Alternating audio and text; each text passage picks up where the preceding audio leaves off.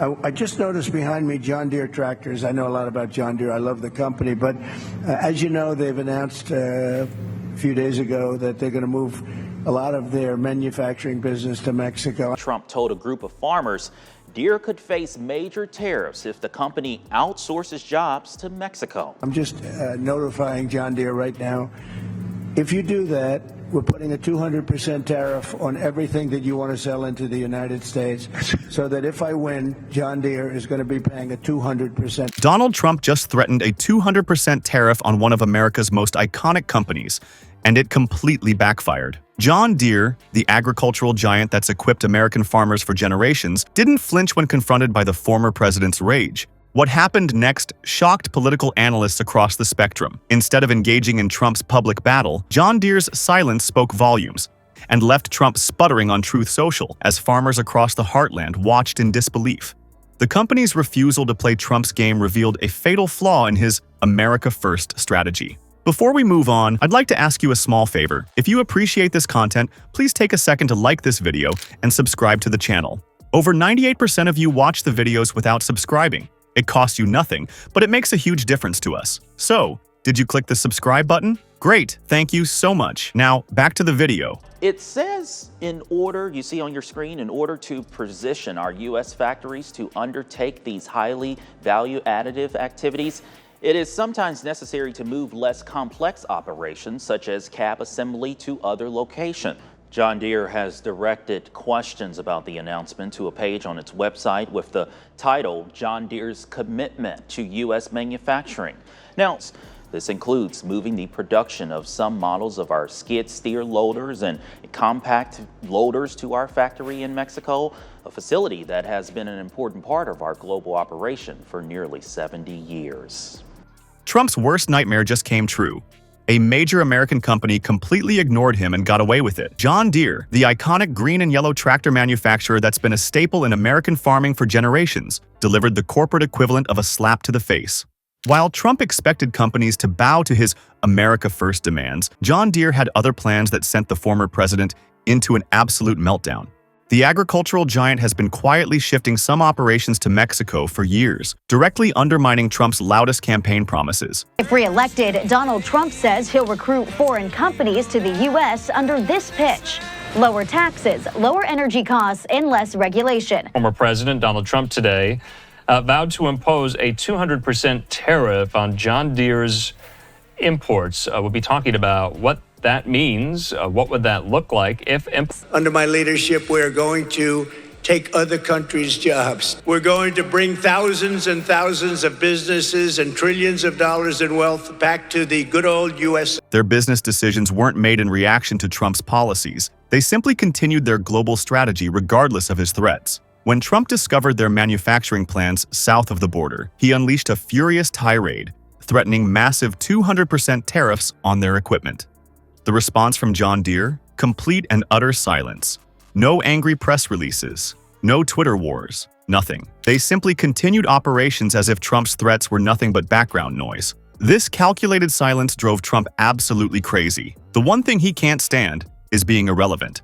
What pushed Trump completely over the edge was John Deere's announcement of layoffs at their Iowa plant, right in the heart of Trump country. Iowa, the first caucus state, where Trump had promised to bring back manufacturing jobs, was now seeing job losses at an iconic American company. His Truth Social account exploded with unhinged posts, each more desperate than the last. The most bizarre? Trump actually suggested starting his own tractor company to compete with John Deere. Maybe I should start Trump Tractors, he posted at 2:17 a.m. The best tractors made by real Americans. John Deere has betrayed our farmers and country by moving to Mexico, SAD. But Trump's power play completely backfired. Farmers across the Midwest refused to abandon equipment they'd relied on for decades just because of a political grudge. Many publicly stated they couldn't afford to switch brands based on Trump's latest Twitter feud. Equipment that costs hundreds of thousands of dollars isn't replaced on political whims. Wall Street's reaction to Trump's tariff threats was equally devastating. John Deere's stock barely fluctuated, showing that investors weren't taking his threats seriously anymore. The final blow came when a John Deere spokesperson calmly pointed out that 75% of their U.S. sales come from U.S. manufacturing, effectively painting Trump as uninformed and desperate. While Wall Street yawned at Trump's threats, America's farmers were making a choice that would shatter his ego beyond repair. The moment Trump realized he'd lost control of his own base wasn't just embarrassing, it exposed the fatal flaw in his entire political strategy. Footage from town halls across the Midwest captured the precise moment when loyal Trump supporters began openly questioning his judgment, something that would have been unthinkable just weeks earlier. The seeds of this farmer rebellion were planted long before the John Deere controversy. Trump's trade wars had already devastated agricultural communities, creating financial chokeholds that pushed many family farms to the breaking point. When he expected these same struggling farmers to boycott the very equipment that kept food on their tables, the betrayal stung deeper than any political attack could. "We can't just throw away generations of investment because a politician's feelings got hurt," one Iowa farmer told local news, as others nodded in agreement. These weren't liberal activists or never-Trumpers. These were the heart of Trump's base, finally reaching their limit. For communities that measure loyalty in decades, not election cycles, John Deere's century-plus commitment to American agriculture simply outweighed Trump's 4 years of broken promises. The humiliation only worsened when agricultural economists published data directly contradicting Trump's claims. While his tariff wars had created nothing but uncertainty, John Deere's investments were providing the stability farmers desperately needed. Media outlets that had previously supported Trump now found themselves in the uncomfortable position of having to choose between their viewers' economic reality and Trump's increasingly bizarre allegations. Late-night television turned the knife with ruthless efficiency.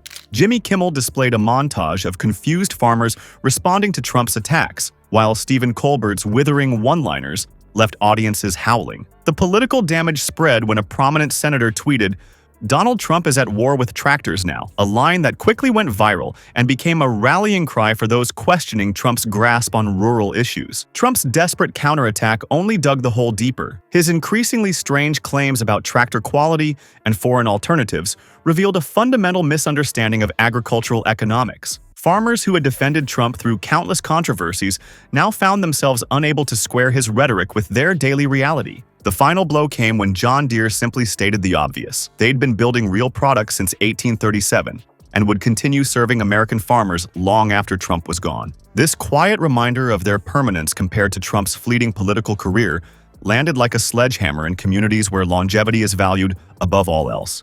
And that's the brutal truth Trump never wanted to face. His economic nationalism completely collapsed when confronted with John Deere's business strategy. The agricultural giant exposed Trump's paper-thin power by simply refusing to engage in his public tantrum.